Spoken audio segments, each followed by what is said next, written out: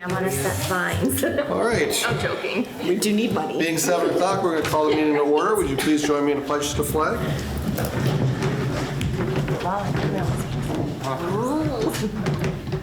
I pledge allegiance to the flag of the United States of America and to the republic for which it stands, one nation, under God, indivisible, with liberty and justice for all.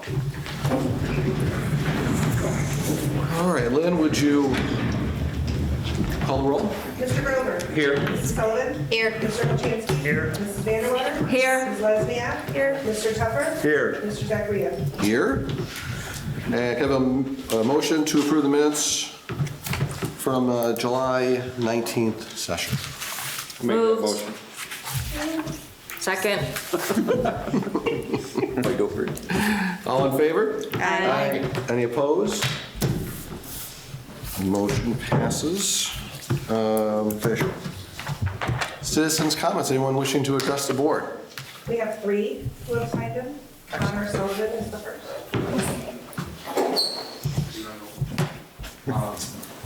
So this isn't really a comment, but it's more of a question for the board. Can you just identify yourself and your address? My name is Connor Sullivan. I live on Dabble Road, 1325. Thank you. This isn't a comment as much as it is a question, but when will the Canton Street Bridge be open? Like, what's holding it up? Does anyone have an answer? New York State, It's an excellent question that we do not have an answer to.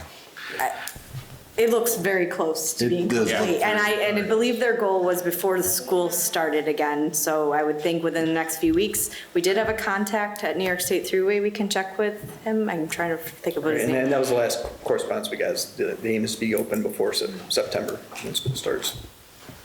Thank you. Thank you. Thank you. Marsha Ward.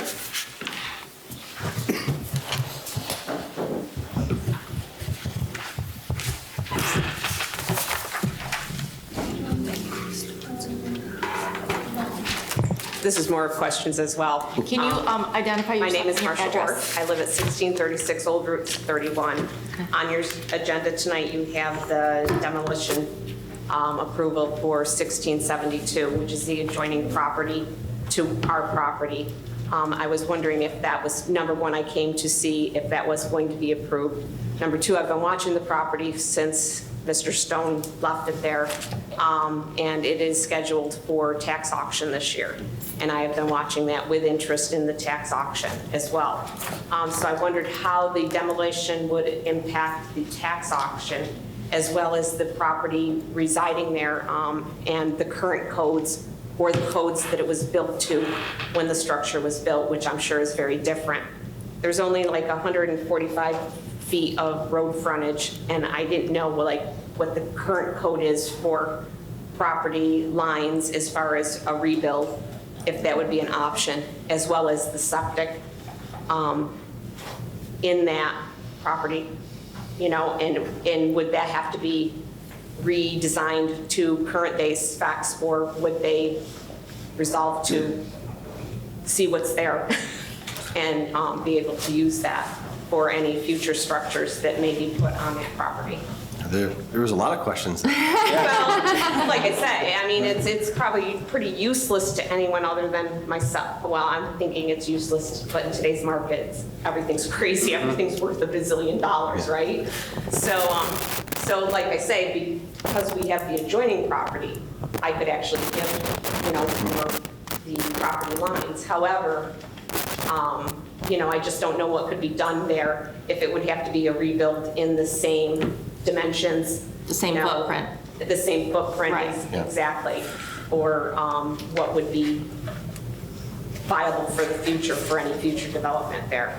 Let me see if I can compartmentalize some of it for you. So the first part is the demolition, which is going to hopefully take place in the next, you say 30 days, Chris? If you'd like to, Mr. Chairman, I will answer all of them when I present to the board on the actual demolition. I'll answer every single question. Okay, that would be great. That worked out nicely. Great. I didn't know if Mr. Stone had acknowledged anything. He's actually been really great. Has he? He has been very responsive and really great. Yeah. He's 4 states away. He probably should have contacted us 3 years ago when we tried to contact him. So. Okay, thank you. You're welcome. Thank you. I could answer all those questions. So could the lawyer. I'm Peter Wilder. I live at 105 Highview with my wife. And I read the minutes, you get the emails, and there was a comment, I believe in the last set of minutes, might have been the one before, that no one had grieved anything having to do with solar panel assessments. We had a family medical emergency and I wasn't able to go through that process, but I have 31 solar panels and my assessment went up more than 25%. What I'm uncertain of, and I've talked to another homeowner who has solar, he's got about a third of the panels that I do, his assessment went up, but not as much. At this point, I'm uncertain what percentage of the increase was due solely to the solar panels. And I believe there should be a formula for that. And so I understand the state is presented I think it's still in public comment stage, but it'll be done, I think, a method. It's more of a productivity method where it makes an assessment of how many kilowatt hours I produce and then applies that in a discount. And I'm wondering, since there was no clear, really transparent way of knowing how much of my assessment the last time was based on solar, if the, how that will be applied and will it reduce my previous assessment if that's what the state is suggesting. And just to give a sense of the numbers, I have a fixed rate mortgage, but my escrow varies by the year. My escrow went up about $80. Part of that, the bank said, was a shortage from the previous year, so I don't exactly know when the assessment took place and when that applied. And it's currently causing me to pay about $47 per month extra in escrow. And this is very close to my average electrical bill, which is a terrible disincentive if we're trying to encourage. Town of Van Buren, I'm very familiar with going in front of the ZBA and some other things. Town of Van Buren states that they're promoting solar power. I would say right now, they're kind of allowing solar power. There's a lot of hoops you gotta go through. And the current method that I believe that was used for assessment is called the market price method. How much would the house sell for?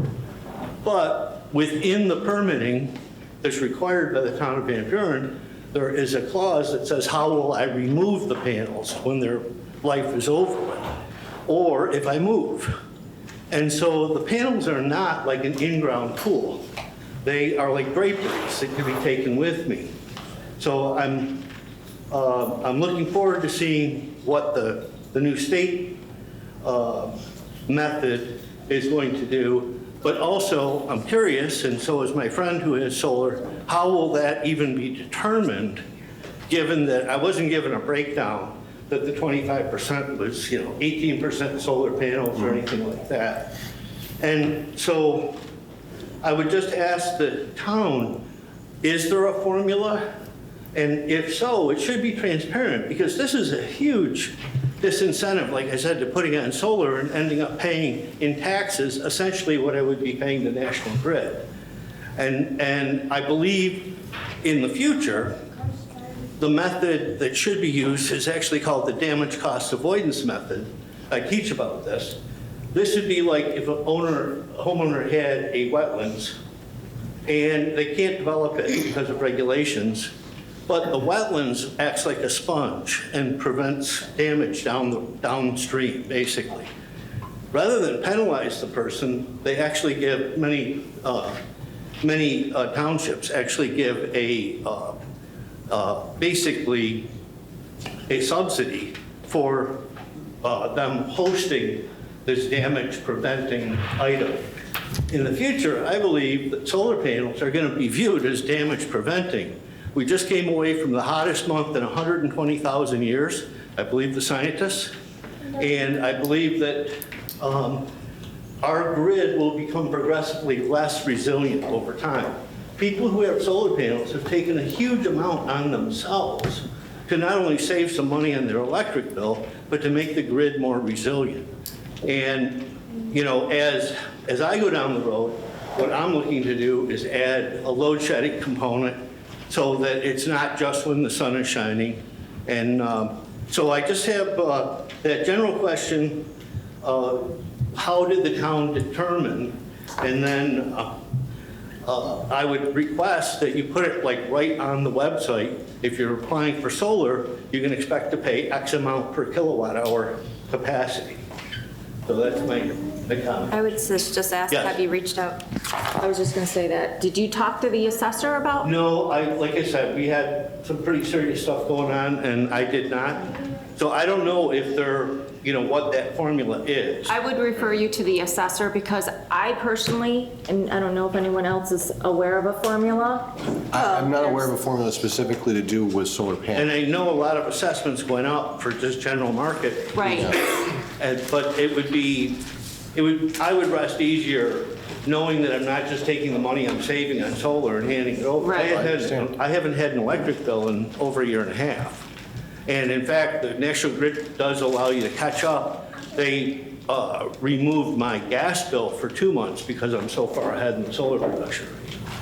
So if you'd like to wait till the end of the session, I'll give you my information.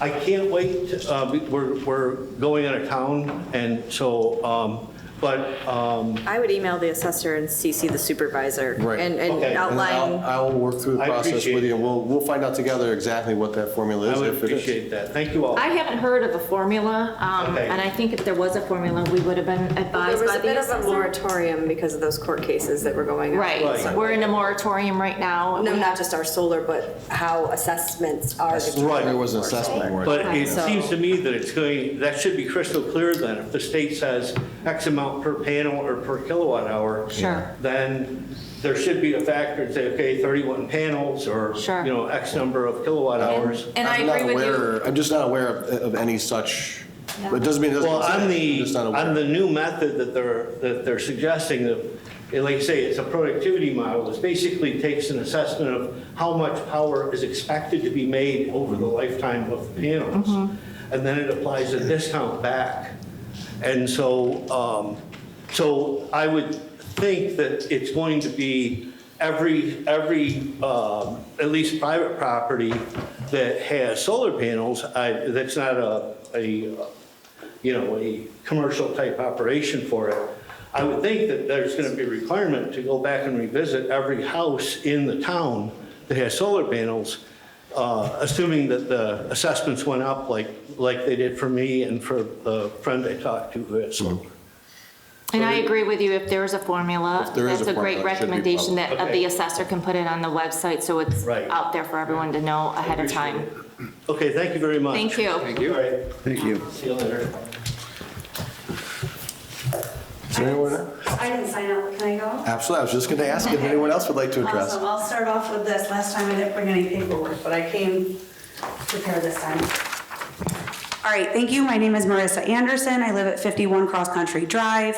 Moved there 6 years ago when he was 6 months old. We moved from Camillus because we lived on a very busy street. We wanted to raise our children in a safe neighborhood. So we picked the Sun Meadows development, which, if you don't know, is behind the McDonald's. And from what I hear from our neighbors, it used to be a dead end, but then when they excavated Naylor Circle, they made it go out and connect back to Downer Street where McCary is, and there's apartments. And currently, we are having very, very serious issues with erratic drivers and speeders. It's been going on, getting worse every year since we've been there. We live on a corner lot, so we like to stay around Naylor Circle. It's not perfect. Sometimes we do have speeders down there, but typically we have problems with people flying down cross country. A few years ago, there had been a stop sign put in, and our good friends live there. They have tons of videos of people running the stop signs. I've worked with Chris. He increased the sheriff patrol in our neighborhood. They were out and about yesterday. They have been heavily ticketing people in our neighborhood. But what I handed you guys tonight is just a list of a brief list of concerned neighbors. There's 20 families that have all given me verbal and written permission to use their names that are very concerned. We've been going on through our Facebook group discussing different ways that we can help eradicate the speeding. I know this isn't the first neighborhood endeavor, but we've had some very close calls with our boys, and it's terrifying. We have video documentation, as per Chris asked us. I have tons of videos documented. We have accidents documented in our neighborhood.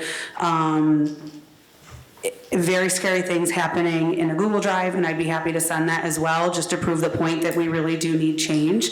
My first thing that I'm advocating for tonight is lowering the speed limit from 30 to 20 or 25. Chris said that he came through our neighborhood going 30, and there are about 4 or 5 blind corners in there, and it is absolutely too fast. I'm thinking they maybe made it 30 when it was a dead end, but now people get off 690, they turn right at McDonald's, they fly through our neighborhood. Even people that live in our neighborhood, and the stop signs don't just stop them. I'm also advocating for better signage saying no through traffic. I know that's not going to completely eradicate it, but something needs to be done, something significant. And the other thing that I've been researching is the solar speed art signs.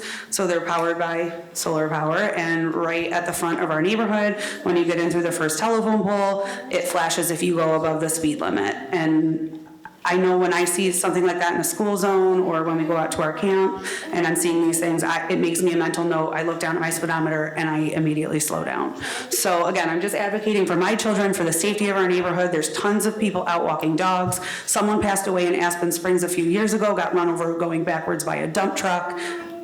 I will do anything I can to keep my kids safe, and I've been trying to do some research and things, and it seems like speed bumps are a hot topic in our neighborhood. There are people that are completely for them, that think it won't change unless we get speed bumps, but they bring another slew of problems. So personally, I don't feel comfortable advocating on behalf of our neighborhood for that, but those are the 3 suggestions: lowering the speed limit, signage, and a speedometer is what I feel comfortable advocating for tonight, and I'll do anything it takes to get the speed limit lowered. So thank you, and just please let me know what I can do moving forward. Do you guys have a homeowners association? No, we don't. And why do you think it's through traffic? Through traffic. We've seen it, but also with the people that are flying through our neighborhood, I mean, we will post a video of it in our Facebook group and say, like, who is this person? Who recognizes this person? Sometimes it's a DoorDash driver, sometimes it's a neighbor, sometimes we can't identify it, sometimes it's like, that car's in the McHarry parking lot right now. So the sheriffs have gone and they've spoken with the supervisors at McHarry, and they've said that they're going to tell their staff to not park there. But it's alarming.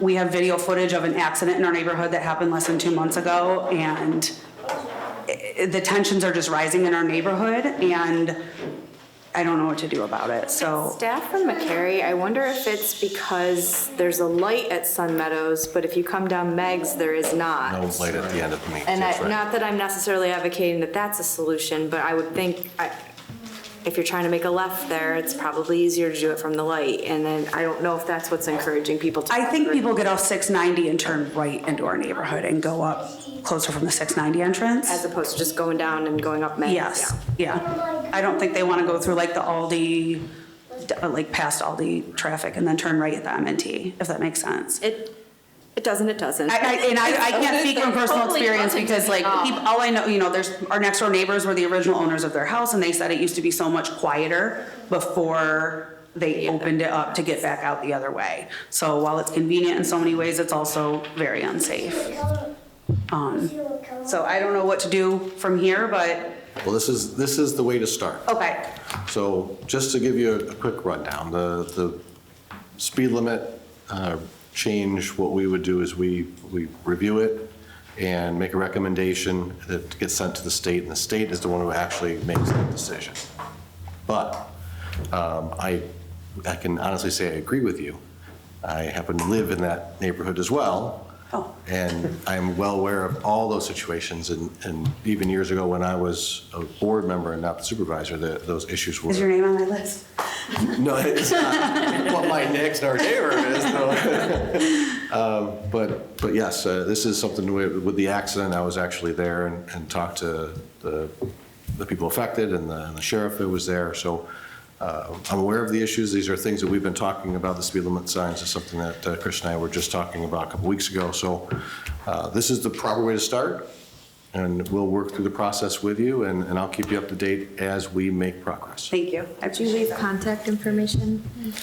Oh, I don't think I did, but I can write it. If you would mind writing your phone number and an email address, would be great. Yeah, thank you. I got your message. You got my message? Didn't you email me? About the videos? Yeah. The list? Oh, good, thank you. It's not just going to some cloud somewhere. It'd be nice if I put my contact information on everything. It's 2 doors down. Thank you. Excellent. So Chris, what was, it was more Doug had a position on speed bumps?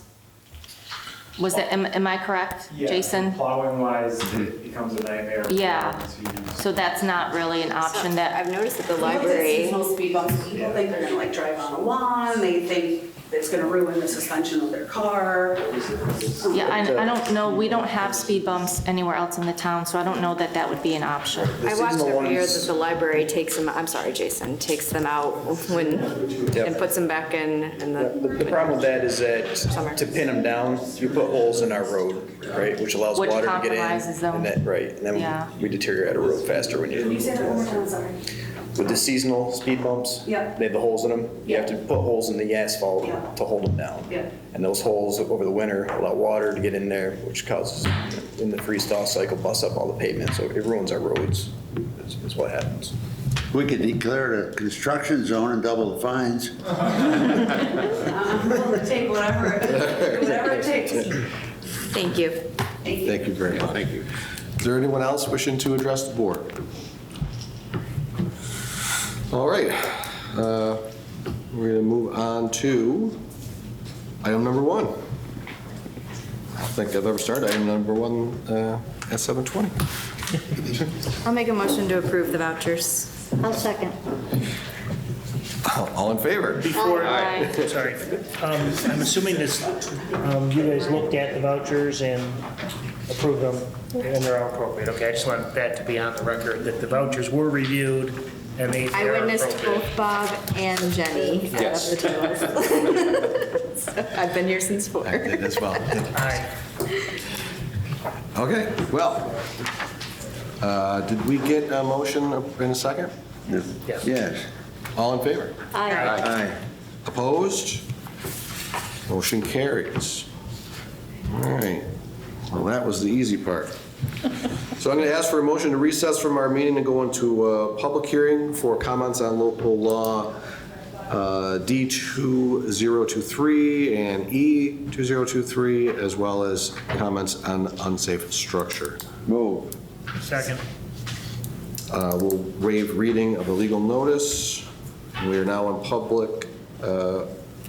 public hearing. Anyone wishing to speak in favor of local law D 2023, amending the annual income ranges for senior citizens and disabled persons? Now is the time. Hearing none, anyone wishing to speak opposed to the law? All right. Motion to close the public Do we need to hearing. close each one individually, or can we?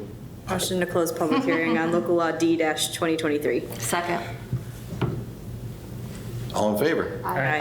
Aye. Any opposed?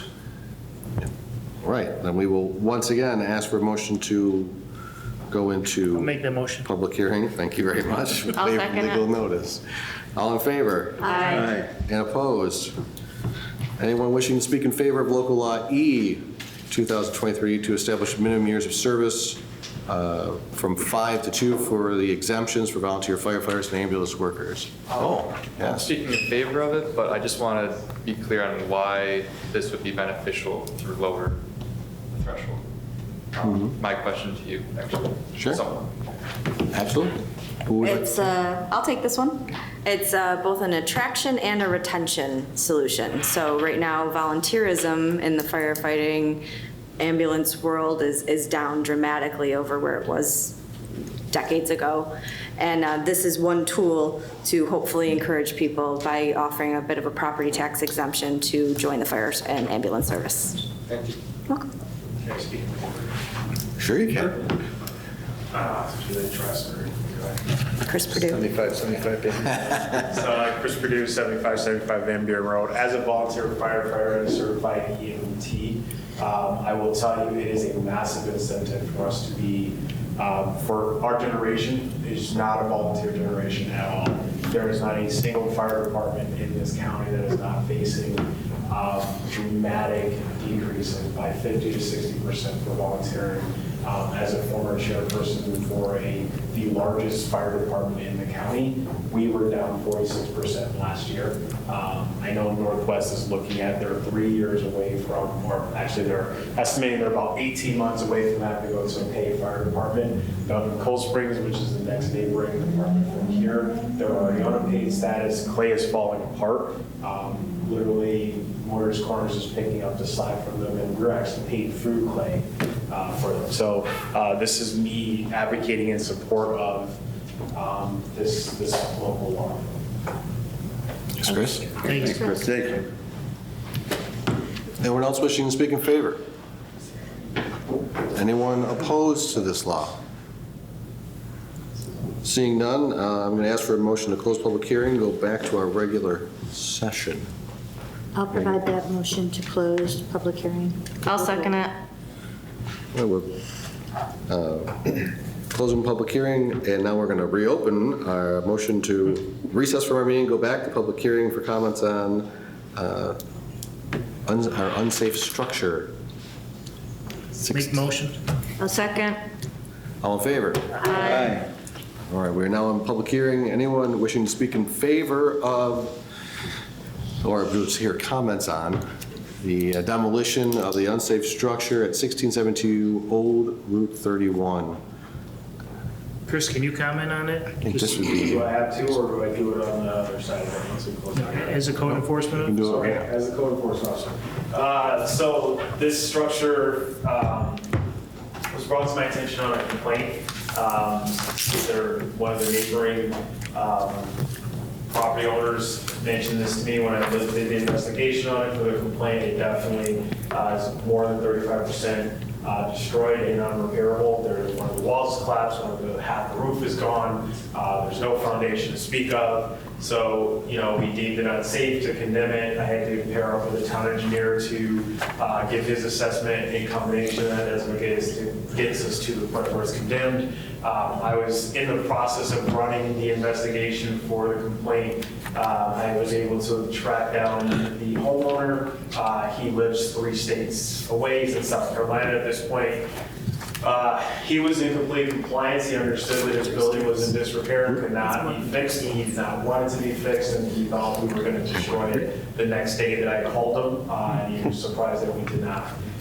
It literally looks like this gentleman just woke up one day and said, "I'm out." There was stuff in his garage. There were still beers in the refrigerator that was like almost running at that point. So he has since I've contacted him and let him know the process, he has since written a letter to us to say, yes, I understand it is unrepairable, it is condemned, and he is okay with us doing he cannot afford to do the demolition himself, which is why he for us to do it through the town and assess it on his taxes. I did do the investigation on whether or not there is a lien or anything like that. The gentleman has paid off the property. It's just all on taxes. I think he's $7,000 behind on his taxes at this point. With the actual demolition, that's going to put it to somewhere between $36,000 and $40,000 behind on his taxes. So to answer the question, what happens with us, the 2 demolition companies that got back to us for the quotes, one is going to test it, which I'm not sure we're going to do that one. The other one will treat the place like it's an asbestos abatement and just tear it down in consideration to it having hazardous materials inside of it. So it saves us, yes. Microphone. Okay. So it saves us some money in that aspect. So it brings it down to a lower part. On the tax assessment side of it, we want to do this the least expensive way we can. It will get torn down. One assessment was just to leave the foundation. The one I think I'm gonna go with is going to tear the entire foundation down, take it 2 feet below where the foundation was, and then fill it with all clean fill. They are going to use my definition of clean fill versus what DEC says is clean fill, meaning they are going to remove the actual structure itself out of there and clean it and put clean milling inside of it and then leave it straw after that. Was there another question that you had that I can answer for you? How does that affect the fact that they are in arrears in taxes? So again, the next person that purchases it, and there already have been a couple of people that have approached the codes office about that property. I don't foresee it staying vacant for too long. So when they go to purchase it, they will have to come up with some negotiation price with. So it won't be auctioned? I don't think I think Stone is going to let it go to auction. I think if somebody approached him to sell it, he would do that. But if it does go to auction, they have to pay whatever's on the tax assessment. So if it's $46,000, if they get it at $48,000, that's what they'll pay for it. They have to come up And with it goes to auction? Yes. They don't go to the highest bidder? Most times they take a loss. If you look at the properties that have been auctioned in the past, it's usually not auctioned for what is owed on it. usually That's if it's a public auction. In this case, that would be a public county. auction? Right. Right. In this case, since Mr. Stone does still own the property, it would be an auction based on it would be a private auction, not a county auction. It can go to county auction if he's made no payments for 3 years. He has made no payments for Then- 3 years. then That's it's- why it's he up to said him he's between- currently- It's That's- currently scheduled for auction. That's not necessarily true. What I have on inside the file says that he made a payment of like $246 sometime in 2020. So he's made a payment. I'm not sure the status of the auction. I can't speak on that, but I can address what you said about codes moving forward. Not to get bogged down in the payment because it'll work itself out that way. When it comes to rebuilding that, it's a torn down structure, definitely has to be built to current code, which is 2018, 2020. New York State's running off a 2020 code, so he will have to provide his setbacks, and just like you would if you were building a brand new home. So it's not a wetlands restriction or anything like that, so it can be larger if he wanted to, as long as he's running the backside of his property at that point instead of forward. So I think he's got a 25-foot setback out there with 15 on either side for the front and side yards. So he can put as large houses as he wants to out there, if that's what their person's looking for. Did you have another question? I'm sorry, I know I'm talking a little bit fast. We did. So current code is 15 feet from the property line? Current code is 25 feet you guys are in A80 out there, so it's 25 setback for the front and then 15 on the side yard. So, no, he runs that. Where the house is right now, it meets the current setback as well.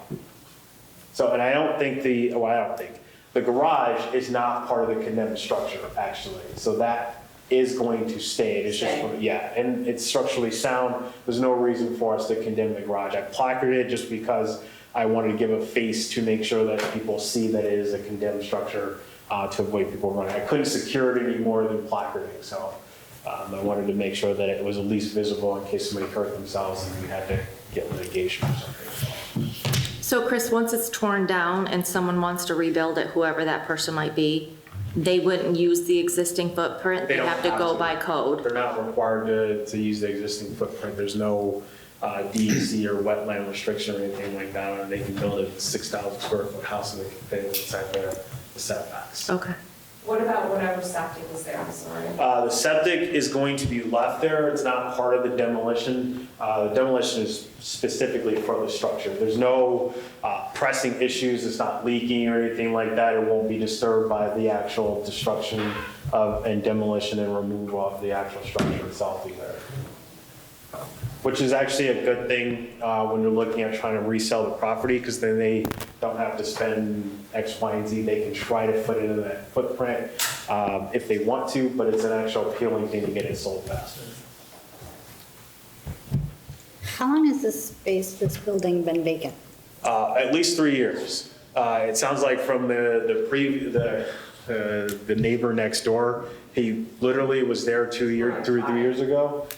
He was back and forth for a little while, but the last time he saw him was about 3 years ago. And they had him over for dinner one night because they were like, hey, we haven't seen you in a while, come over for dinner.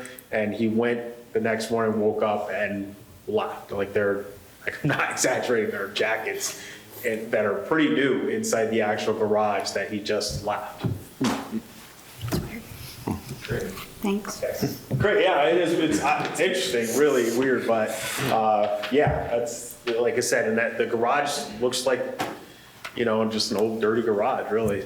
Okay, and so you said that you have to give him a 30-day notice? Yeah, so what happens after you guys approve this today, I will call him and give him a verbal 30-day notice. And I think, you know, an email will suffice to say, it seems like he's cooperating, so that changes a little bit of like us having to do like a certified mail or something like that. It looks like we can just call and send an email and say we're going to demo it. Okay. The two companies that were going to do the demo are basically waiting for us to say, when can we do it? So I have a challenge from Mr. I'll say that today. We're going to try to get it done at 31 days. Okay, Thank you, Chris. Sure. thank you. Thank you. Jason, anything you'd like to add? I think we covered it. House is falling down. Excellent. I make a motion, we approve the removal of the unsafe structure. Actually, we have Public to- hearing. Oh, yeah, Public hearing okay, first. sorry. I make a motion, we close the public hearing. And go back to that. All in favor? Aye. Any opposed? They're now back in regular session. Moving on to number 5, we're going to ask approval based on a resolution that has been prepared for local law D2023. Could I get? I make a motion. Motion, thank I'll you. second.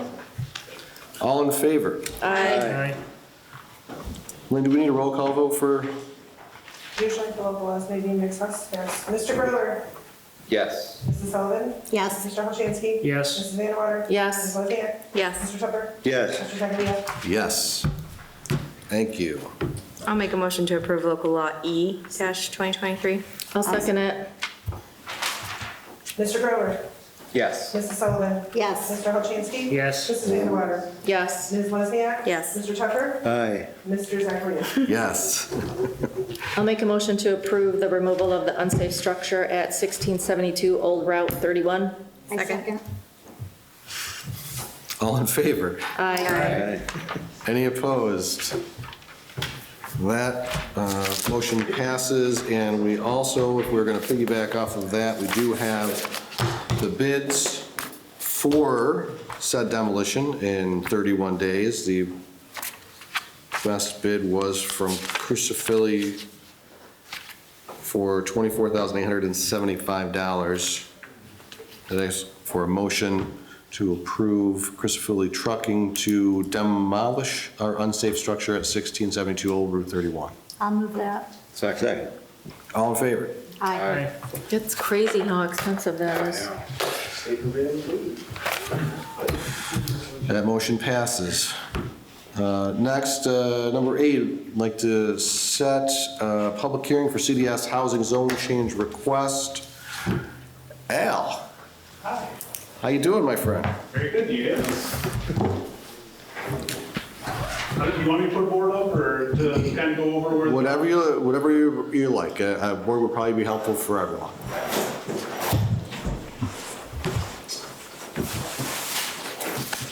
Now, while you're doing that, I know that, You want me to take This- this over there or bring it easily? yeah, whatever you like. Bring it around front, yeah.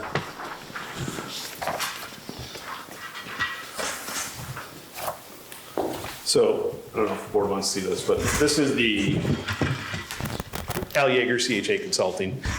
This is the current site plan for the CDS housing project, which is right across from Caserta Drive, is proposed. It's a 5-acre site. Initially, we came in with 5 buildings and 70 units. Due to geotechnical concerns, as you get further east on the site, the soils start to get soft, and from a geotechnical standpoint, it would have required a lot of structural fill. So the site plan was modified to go with one larger building that is all 1 and 2 bedroom units, and it's a 50-unit building, and 2 10-unit, 3-bedroom townhouse-style buildings, which keeps the majority of the buildings in the better soil conditions, so we don't have as much structural fill, which makes the project more economically viable. We did receive planning board approval for the zone change at their last meeting. So our next step is to have a public hearing and hopefully get the zone change adopted, and then from there we will go back to the planning board for final site plan approval. Were the 2 smaller buildings always going to be townhouse style? They were actually, all 5 buildings were going to be townhouse style initially. But from an economic standpoint, the developer could make it work, staying with that platform.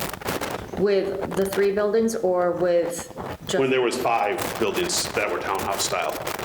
Okay, so are all 3 buildings going to be townhouse style? No, this is a larger. Just the 2? Just the 2. The 2 smaller ones? Yep. And then how many units will be in the large one now? 50. Okay, so that'll be like an apartment style? Yes, it will be. Yep. How many? 2 floors? 3 floors. 3 floors. Are all the buildings 3 floors, even the townhouses? The townhouses are 2 now. Okay. So how many units altogether? 70. That's right.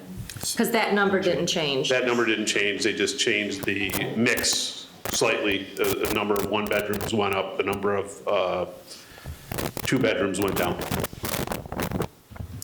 In the townhouse style, is there bedrooms on the first floor, or is everything upstairs? I can honestly say I don't recall because I'm a civil, so I don't really look at the architectural plans all that much other than the elevations to say what grades I need to match. So I can't recall. I do believe the 3 bedrooms all the bedrooms were upstairs in the 3-bedroom units. Any attached garages, or is everything going to be outside, just a parking lot? All outside parking. Okay. So in the 2 smaller buildings, those are the units that have the 3 bedrooms? Yes.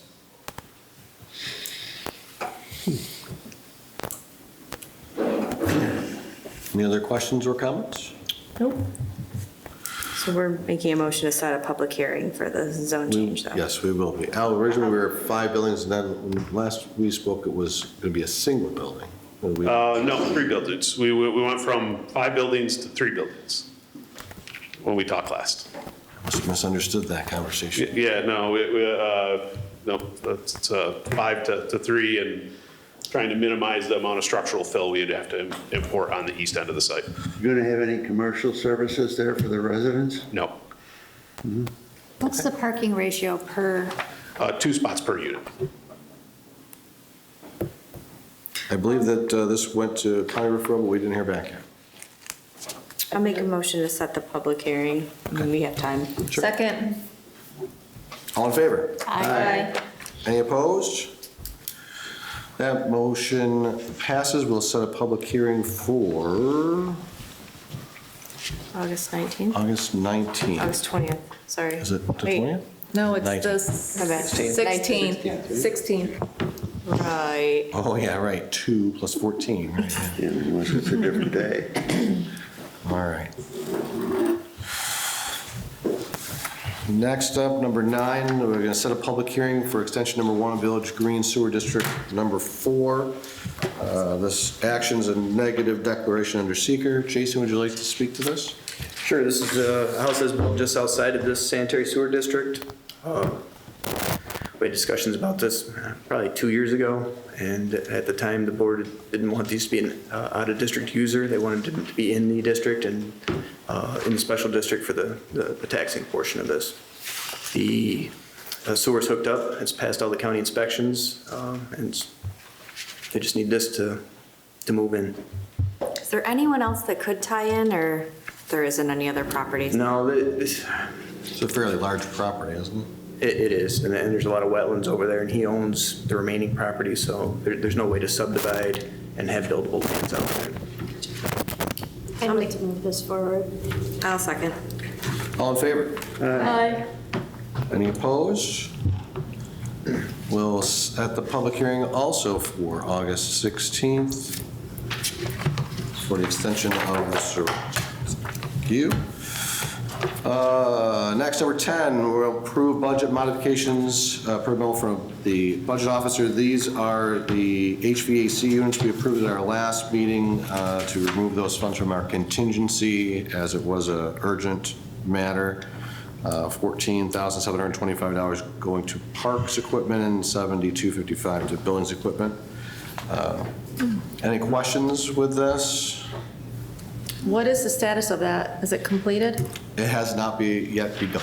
Okay, has it been scheduled or no? It has. I expect work to be completed in 2 to 3 weeks, depending on how fast we can pay them. Okay, well, let's get that wrapped up. I make a motion, we approve that. Can I get a second? Second. All in favor? Aye. Motion passes. Number 11, Al, actually, I'm gonna table number 11. Okay. We've got a couple extra, it just seems like every time we start talking, there's another change. So if you don't mind, can I explain? Absolutely, what we're back please in do. front of you for Yeah, today? no, since you're here, let's, Before you table, the former Benwood Auto Parts site, which is this parcel right here, has an existing special use permit that allows for outside vehicle storage. For cars that are being dismantled for the retail sale of their parts. What the current owner would like to be able to do is in this area here that actually covers parcel 10 and parcel 8, you would like to have the ability to store RVs, boats, seasonal storage for that stuff. And you'd like to be able to store U-Haul rental vehicles back there. That obviously those vehicles wouldn't be dismantled. So they would not fall under the existing special use permit on the property. So this would be a change. The only thing we're changing, other than what was already referred to the planning board, which is this, is the vehicles that would be stored there behind the fence, why they're being stored there. Instead of being stored there for dismantling purposes, they're just being stored there on a temporary basis. So what's the zoning change? We were instructed to do that by the town attorney because it's a special use permit and a change to the PUD site plan. All right, so just to clarify, my understanding is there is no special use permit, it's a PUD. And so under the PUD, you have certain things that are allowed. And so in order to change the things that are allowed under the PUD, you need to have an amendment to the PUD. You can correct me. Yes. No, I'm sorry. I just have one more. He knows nothing, don't ask him. So Chris, am I mistaken that there is not a special use permit that allows for the outside vehicle storage? I believe. No, there actually is a special use permit. The problem is it's so dated back from like 76 or 72, I think it was, one of the two. So there is a special use permit saying specifically, it outlines exactly almost to the footage of where it's supposed to be at. So what we're actually talking about is a PUD amendment. That's the way the town attorney guided us to it. So But we still need a special use permit for the vehicle storage, correct? we don't necessarily have, so that special use permit is in perpetuity of the land, so we can't dissolve that just because you're doing something different for the PUD. What the reason Nadine is advising the PUD amendment, because it's a faster process to get through than a special use permit. Okay. it would actually be, we would be amending the PUD to allow Correct. that use. Okay. There was something that just came up today. What came up today? Right, we were talking about disturbed land and the SWIP plan, that's why we're taking it off, and Al is advised of this. We sent out the email earlier today, so he knows, and his agreement that he's got to put another plan together to encompass all of this. Based on the acreage, right? Correct, based on the acreage. Fair enough. Thank you, guys. Thanks, Al. All right. So that won't come back to us until, who is going to receive that plan? Chris? So if I understand it correctly, it goes back to the planning board. Planning board first. And then we. Once that plan's received, it goes to planning. We ran into this last time. So all we're asking for is that the planning board be allowed to review the PUD change to allow the outside vehicle storage, because previously our PUD change was only for the shed patio furniture. So the planning board won't review the change for the U-Haul storage and the recreational vehicle storage, because that wasn't included in the original referral. Right. So that's all we're trying to do, is be able to have the planning board review everything all at once. Right, you want to update the referral to the planning board. Correct, yes, that's what Now, we're asking for. does this, the acreage, going over on the acres, does that affect that aspect of it? No, I mean, I think that just affects the plan itself, and so what you want is a complete plan that you're submitting over to the zoning board, so you don't have to So once have we one get, plan and then changes, and then it has to go back to them again. so once we get a plan without changes, we can refer that plan to the planning board. Well, then should, We've submitted a plan of what we're trying to change. But you're looking for a SWIFT plan because of the acreage. Right, but we didn't, so just like with CDS, we didn't have a SWIP, but we got referred to the planning board. We submit the SWIP to the planning board for review. The planning board reviews the SWIP and then returns it back to the town board for final approval. So like CDS housing, for example, we didn't have a SWIP when we came to you to get referred to the planning board. And we're certainly willing to provide a SWIP and do the legwork to do that, because the owner has obviously disturbed more than an acre at this point in time, and we want to make it right. But if we wait another 2 weeks to come back to you and ask to get referred to the planning board again. When does the planning board meet next? Next week, Next Tuesday. next Tuesday. Right, the stormwater plan usually comes about once the site plan is. Can you have the SWIP done before that meeting? I'll try. He's got to sign our proposal to do the work first, but. It's less than a week, though. Yes, that would be very tight to pull that off. Yeah. I'll be perfectly honest. I imagine the planning board won't. I will say this They won't on take- behalf of Mark, the chairman of the planning board. You guys are taking this off the agenda, so it's being pulled off of the agenda for this month for planning as well.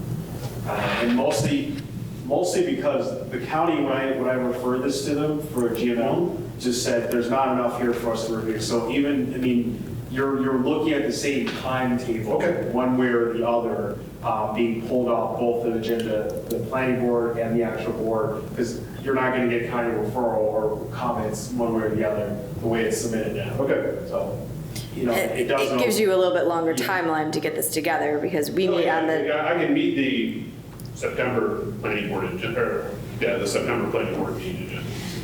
Because if we can get this all together, we'll approve the recommendation forward at our next meeting, and then you'll be ready for the September. Yeah, that's fine. Okay.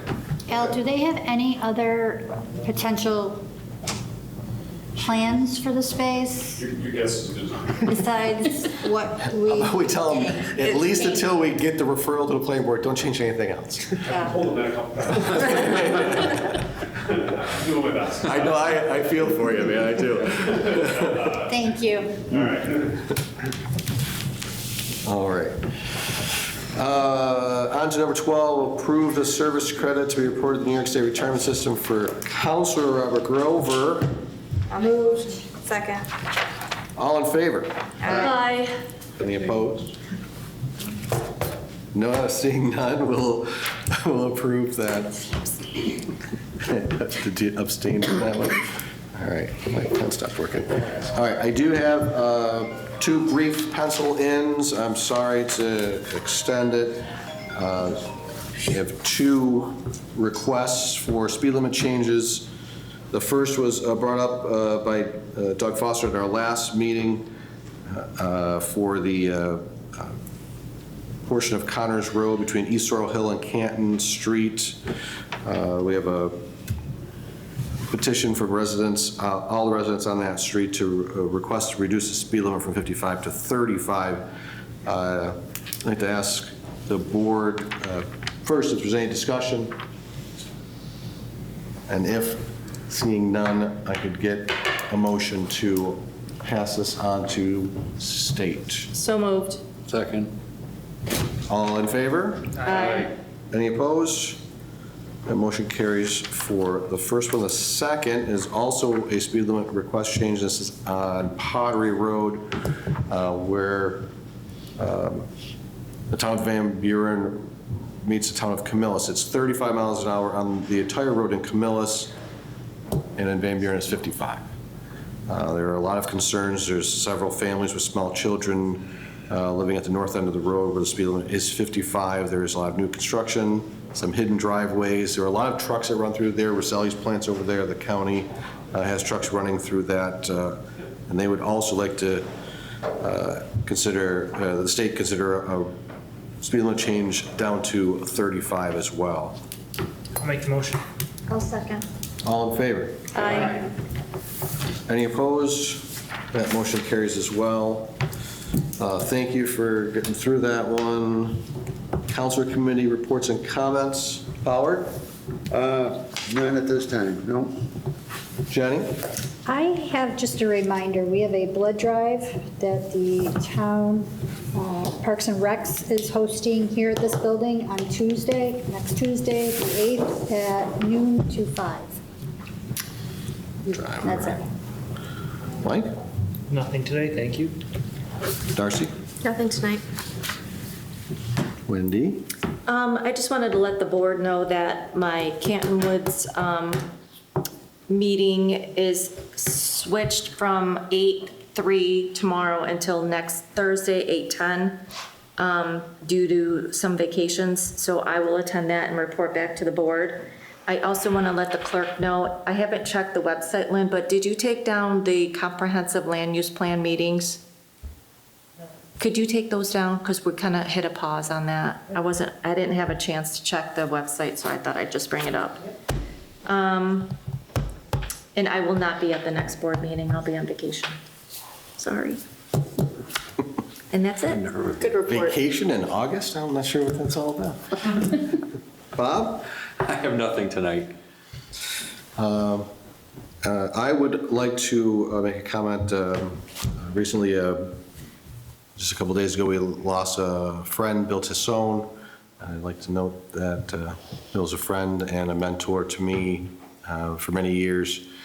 And not the give you a pat on the back sort of mentor. He was the just remember that your pat on the back's only 2 feet above a kick in the butt kind of mentor. So I just wanted to note that in